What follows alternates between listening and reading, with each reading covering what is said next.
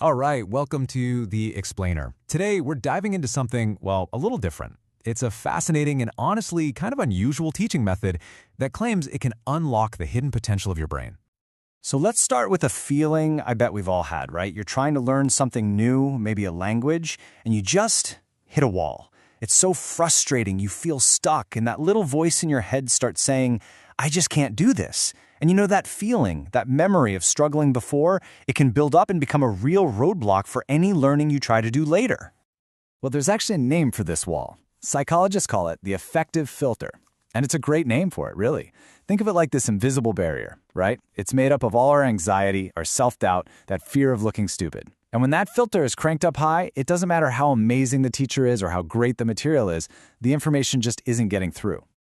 But what if you could just tear down that wall? What if you could lower that filter and turn your brain into a super absorbent sponge? Sounds pretty great, right? Well, back in the 1970s, one psychotherapist claimed he had found the secret to doing exactly that. Okay, so let's get into it. The man behind this radical idea was Georgy Lozanov, a Bulgarian educator and psychotherapist. And his whole philosophy was this. He believed that these psychological barriers weren't just a part of the problem. He thought they were the only thing holding us back from our true, incredible learning potential. Yeah, Lozanov's whole starting point was that every single one of us has this massive, untapped potential just locked away. He basically argued that our brains are these supercomputers, but they're being throttled by our own fears and this deeply ingrained belief that learning has to be hard and painful. And this is where it gets really interesting. He made a huge claim, a really bold one. He said that by using his method, he called it Suggestopedia, students could learn, get this, 3 to 5 times faster. Not just a little faster, 3 to 5 times faster than with any normal teaching method out there. So, what does this radical, super fast learning method actually look like in practice? Let's take a peek inside a Suggestopedia classroom. And I can tell you right now, it is not what you're picturing. Okay, so first things first, forget everything you know about a typical classroom. No hard chairs, no harsh fluorescent lights. Nope. Here, you've got comfy armchairs, dim, relaxed lighting, and really small, cozy classes. And get this, there's music playing, specifically Baroque music, at about 60 beats per minute, which is supposed to put your brain in this calm, super receptive state. It's honestly more like a chill lounge than a lecture hall. And the whole point is to make that psychological wall we talked about just melt away.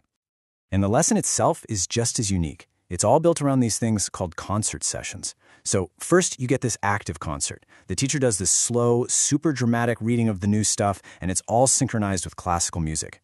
Then comes the passive concert. Now, you just get to kick back and relax while the teacher reads the material again, but this time at a normal speed with that calming Baroque music in the background. The whole idea is to let your brain soak up the information on 2 different levels, almost effortlessly. I know. This whole thing might sound a little out there, but there's actually a very clear theory behind all the music and comfy chairs and role-playing. So let's dig into the why behind it all.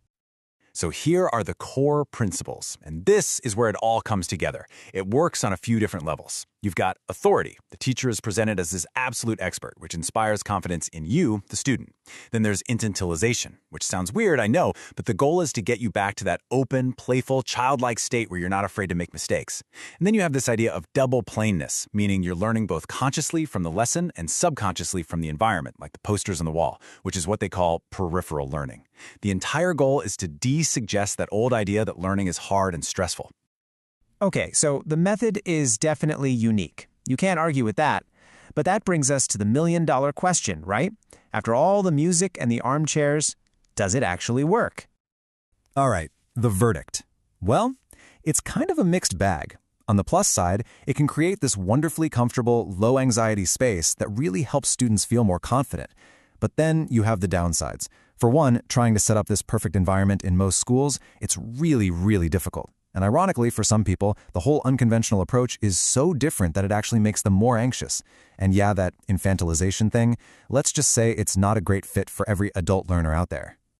So look, whether or not you're about to put on some Baroque music and redecorate your office with grammar posters, Suggestopedia leaves us with a really powerful takeaway. And it's this. Our state of mind is a huge and honestly often overlooked factor in how well we learn. Managing our own psychology, our own anxieties, that might just be the real key to unlocking our potential. And that really leaves us with a question for you to think about. What are your effective filters? What are the psychological walls that exist in your own learning or even in your work? And just imagine, what could you really achieve if you found a way to take them down?